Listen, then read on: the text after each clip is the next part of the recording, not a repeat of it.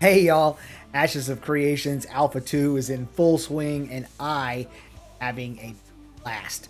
All of my guild, we're having a blast. Everybody I know is having a blast playing in Alpha 2, but that does not mean that there aren't areas of the game that they need to work on and some things that are just flat out bad. So I know for a fact that Intrepid is looking for feedback on a lot of these issues and a lot of systems that they have, and so this video is nothing more than my feedback on 4 issues that I found that I think are really, really bad actual game design mistakes. I'm not talking about bugs. I'm not talking about the server not being quite what we want it to be yet. I'm talking about actual game design and some failures in that area and that sort of thing. So let's get into this list. I'm going to start with one that I know for a fact that Intrepid is specifically looking for feedback on. That's why it's lowest on this list, and we'll go forward into things that doesn't seem like they're going to change. Seems like they're married to that game design. So the very first thing is gear scaling. The way the game works right now, just in case you're not aware, you get new gear available to you at 10 and 20. So there's level 1 gear that covers level 1 to 9. That's called Novice. There's Apprentice gear that covers level 10 to 19. And then there's Journeyman gear that covers level 20 to 25 because the level cap is 25. Otherwise, it will be 29. And that is a really long stretch of time to not be getting more powerful gear. Now, don't get me wrong. If you get lucky on some drops, or if you get lucky on some rolls with some crafting, or are able to gather up a bunch of rare resources and use that to craft with, you can make some gear that is better and doesn't make your character feel like it's falling off as you get into that mid range of that tier of gear. But that doesn't happen for everybody, and it almost certainly doesn't happen for every different slot that you have gear for, because gear drops are pretty low. And then there's a specific issue that's going to be at the top of this list that makes this even worse. So we're going to get to that issue here in a little while. But here's the problem. Here's where this runs into a problem. Especially at, like, let's say level 10, where that first time you get that big jump from a gear upgrade. You go from, your damage, your physical damage, let's say you're a fighter, your physical damage maybe being 50 to 70 to being 150, 250, depending on, how good of a drop you may have found before then. It gets better and better and better, and it can be quite good. And then all of your other gear is a similar jump. And that's great. And you go from, I'm struggling to kill things by myself, to holy crap, I can just annihilate groups of enemies in seconds. It's awesome. But as you level through the 10s and you get to that 15, especially 16 and 17 range, you start going back to, I feel like I can barely kill things again. So you're leveling up, but your character feels less powerful, because really all leveling up does is give you more health. I think it may give you a few more like strength or something like that. I haven't really paid super close attention, but it's not enough to offset how much stronger the enemies are getting as you level up.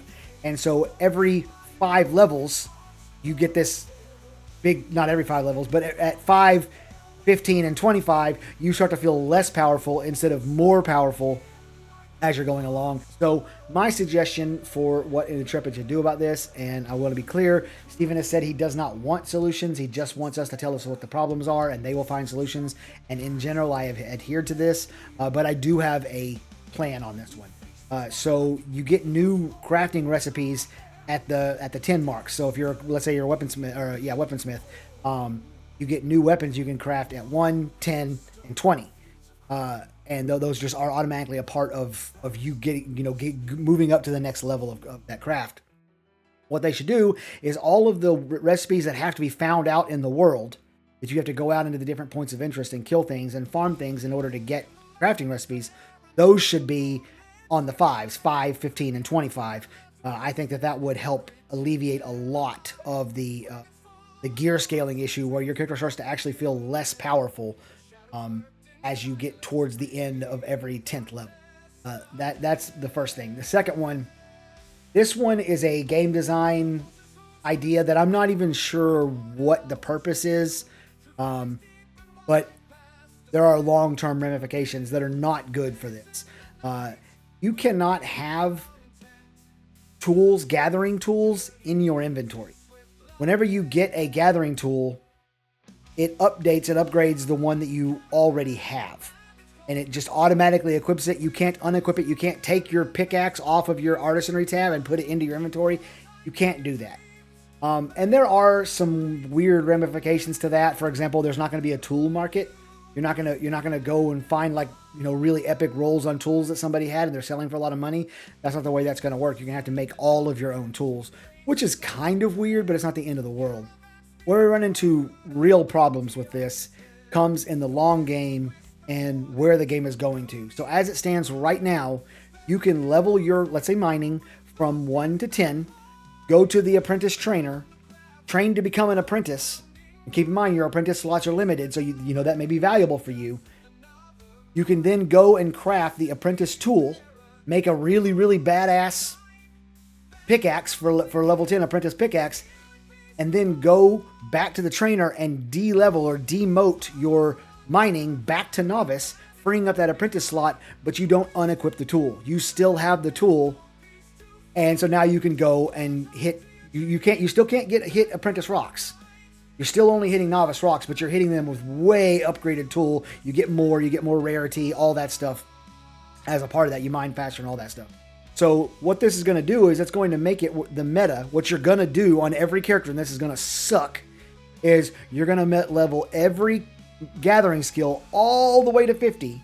Make the most badass set of tools that you possibly can at 50.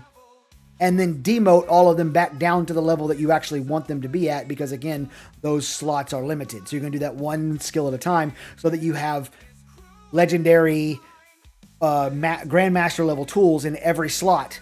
And of course, that's just adding a whole bunch of unnecessary gameplay, making people go through a big grind for no real reason. And again, I can't figure out what the reason why they've done the system this way is, why they've made it where you make your own tools. There is no tool market. You can't, it's just weird. It's a weird system. I'm not really sure why, but I am really worried about the long-term ramifications of it. So the next one is, they haven't dug their heels in on this one, but they have been asked about it. Steven's been asked about it, and in my opinion, he's never given an answer that makes me think that this is something that they're going to consider changing. And it is just unbelievable ability spam graphics on the screen. It's already a problem if you're a melee DPS in a group setting doing PvE content. Like, look at this. Look right now. Can you tell what's going on? I can't tell what's going on. As a fighter who's always in there spinning and all that stuff, I'm staring at the screen. I'm trying to figure out what I should, looking at each of the different enemies and trying to track what they're doing. But I don't know. All my group mates are dropping these huge AoE things on the ground, so I can't see anything that the enemies might be putting on the ground. It's awful. And so a lot of deaths that happen to the melee DPS is just a result of the fact that there's all this crap all over the screen. You can't tell what's going on. So that's a problem. But it's way, way worse in PvP.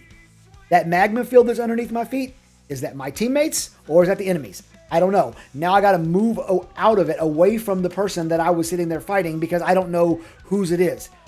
This is something that's been solved by...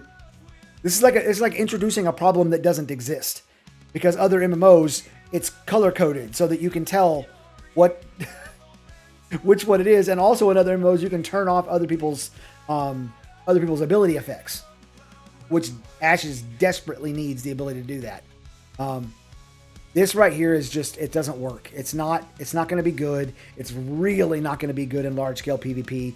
Melee DPS have it hard enough as it is. They have so much more that they have to do on a second-to-second basis than range DPS or healers or support classes or whatever, and then you're going to compound on that and make it worse by putting, like, the effect that there could be 6 magma fields underneath your feet, and you don't have a clue if 4 are yours and 2 are theirs, or all 6 are theirs. You don't know. There's not only do you not know, there's literally not one single way for you to know. The last one, this one actually gets me kind of heated. You probably already know it. I hinted at it earlier in the video. It's the same problem almost everybody has, and Steven has absolutely dug his heels in the ground on it. And it's the lack of copper. It's really the lack of metal, but you can say, you can use copper as a lack. It's so stupid. It's so stupid. You are literally at every point you are, no matter where you are on the map, you are less than 5 minutes away from huge clumps of trees to chop down. You're less than 5 minutes away from huge patches of flowers to go cut.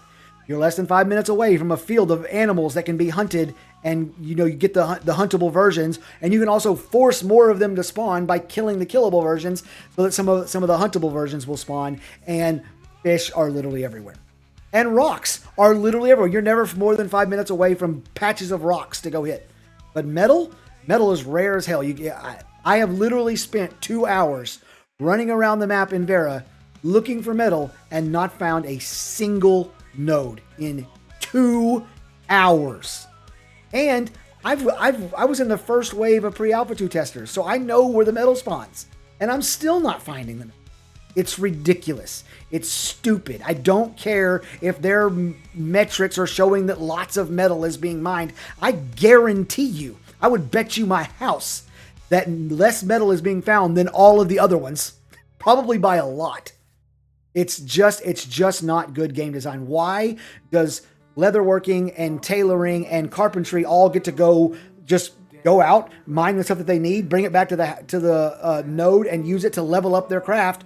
And I know a guy. He went out for 9 hours. He came back with 45 copper. 9 hours, 45 copper. I know 4 people who've said, I'm just going to quit until they fix copper spawns, because what they want to do is be a weaponsmith or an armor smith. That's what they want to do with the game. But you can't, because there's no freaking copper anywhere, and they've really dug their heels in on this. I think it's a terrible, terrible idea to tell the overwhelming majority of the community who's saying there's not enough copper on the map for me to find any copper to do anything, and tell them, yeah, well, get good, scrub. I don't think it's a very good idea. I know people are quitting over it, and it is very, very frustrating for us, my guild. We have multiple apprentice and journeyman level carpentry people, animal husbandrists, tailors, leatherworkings, whatever. We don't even have one apprentice weaponsmith or armor smith or jewelry smith because of the lack of metal on the node, or not on the node, but on the map. So I think it's a bad idea. I think it's a bad idea to have one resource like that to arbitrarily be the rare one. Is just dumb. They were talking about animal husbandry was supposed to be the hardest thing to level up. It's not. It's armor smithing by a freaking mile. It's not even close. I do want to clarify though, before I got heated on these, and these are some issues that have me heated. But I do want to say, if they fix none of this, not a single bit of it, I'm still playing Ashes of Creation. I love the game. The combat's incredible. The grouping and the way the group dynamics work and stuff is awesome. I'm having an absolute blast. But if we're going to look at what is going to hold people back, especially more casual people, these types of things are going to drive them crazy. I died and I don't know why. There's magma fields underneath my feet all the time when I'm in group combat, and not realizing that, well, yeah, this time it's the enemy's magma field. That sort of thing. Or I can't go get some copper whenever I want to get some copper. Like it's not good game design. So those things are frustrating, but I'm going to continue playing. What I want to know is, have I missed the mark here? Am I wrong about this? Is there copper and I'm just too dumb to find it? I found a lot of copper in the pre-alpha too, but I can't find any now. I mean, not that I can't find any, but it's rare. And everyone in my guild is saying that it's pretty rare. So it's not like it can't be just me. And what other bad game design have you found? Now, I'm not talking about bugs. I'm not talking about exploits. I'm not talking about the servers not working. I'm talking about actual intended game design that just doesn't work for you and you think is bad. I really want to know what you guys think